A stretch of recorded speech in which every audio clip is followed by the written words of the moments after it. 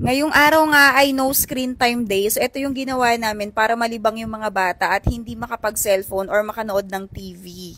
Maaga nga kaming nagising ni Mr. Mga Mariko para nga sana magligpit dito sa bahay. Pero syempre, ang inuna namin ay mag-cellphone. O, diba, no screen time nga, pero pagiging sa umaga, nag-cellphone agad. After nga nun, kumayak na ako mga Mariko kasi dito naman ako pumunta sa gym dahil ang tagal ko na hindi nag-gym mga Mariko. Kailangan ko rin talaga kasing mag-gym mga Mari or mag-exercise talaga kasi grabe talaga ang mental health natin mga mima malala. Pinapart ko na to ng daily life ko mga Mariko pero lately medyo na busy tayo kaya nasisingit-singit ko lang. And totally hindi ko siya pwedeng i-stop. Even sa bahay naman, pwede tayong mag-exercise or if ever may time kayo, pwede kayong mag-exercise sa gym. Pagka-uwi nga namin mga Mari ko ay dito ko nga napag-desisyon na ilatag yung swimming pool mga Mari para yung mga bata hindi nababagot sa bahay and at the same time napakainit din kasi. At habang busy nga tayo dito sa pagpe-prepare mga Mari ko, basahin natin or sagutin natin tong tanong ni Mommy ko na, "Hi po Mommy, hindi po ba kayo nahirapan mag-alaga ng anak ninyong may ASD tapos nasundan po agad?" Hi Mommy L, actually nahirapan talaga ako lalo na nasundan si Isabel ng 3 years old pa lang. And at the same time na-diagnose siya mga Mariko nung meron siyang level 1 na ASD. Syempre mga Mariko kahit nahihirapan tayo, wala tayong choice. Ganun talaga siguro mga Mari pag nanay ka na, lahat talaga makakaya mo. And si Isabel naman mga Mariko, hindi siya mahirap alagaan before. Lalo na kapag nandyan yung mga tita at lola niya kasi doon siya lumaki. Hindi siya matigas na ulo na bata mga Mari, kaya talagang andali niyang i-handle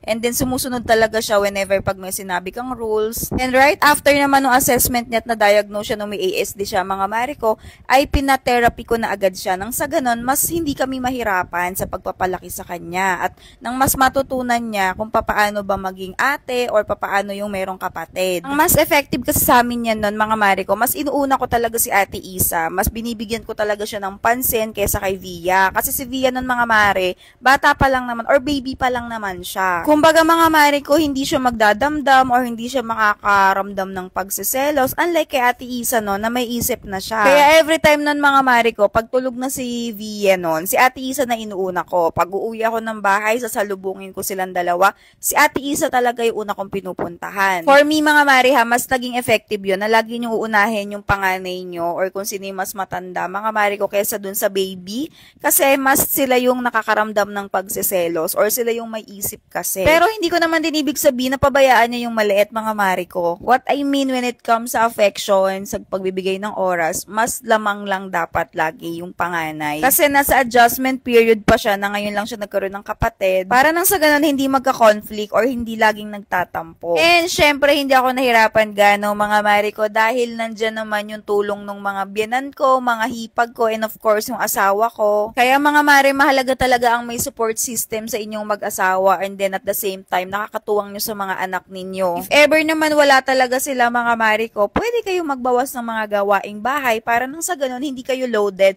or hindi kayo napapagod. Yung mga hindi mahalaga mga Mari kong gawaing bahay, hayaan nyo na muna, ipagpabukas nyo na lang or ipagpaliban nyo muna. For me, ganun lang din kasi yung ginagawa ko pagka kami lang talaga dito sa bahay ng mga bata. What about you mga Mari ko? Nahirapan din ba kayo nung nasundan yung mga anak ninyo? Saang mga part kayo nahihirapan when it comes sa parenting sa kanila?